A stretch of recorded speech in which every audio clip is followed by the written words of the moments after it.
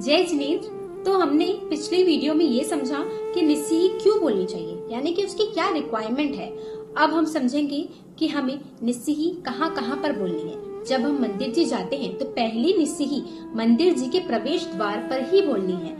पहली निस्सिही का अर्थ ये होता है कि अब मैं संसार से संबंधित सारे ही बातों का, विचारों का, कार्यों का त्याग करता हूँ। मतलब अब मंदिर जी के अंदर जाने के बाद ना मैं संसार से संबंधित कोई बात करूँगा, ना विचार करूँगा और ना ही कोई कार्य करूँगा। तो अब दूसरी निस्सिही, श्रावक के कर्तव्यों में कुछ कर्तव्य ये भी है कि जैसे कि जिनालय का हिसाब किताब देखना, कहीं कोई कंस्ट्रक्शन का काम चल रहा है तो मिस्त्री आदि को कोई काम बताना, या फिर कोई चीज व्यवस्थित नहीं रखी है उसको व्यवस्थित करना, पुजारी जी से, मंदिर जी से संबंधित कोई बात करना। तो इन सब बातों का हम दूसरी निस्सिही में त्याग करते हैं। मतलब जब हम परमात्मा के गर्भ द्वार के पास पहुँचते हैं तब हम मंदिर जी से संबंधित भी सारी ही बातों का त्याग करते हैं कि अब हम उससे रिलेटेड भी कोई बात किसी से नहीं करेंगे और हमारा पूरा ध्यान परमात्मा पूजा में ही लगाएंगे।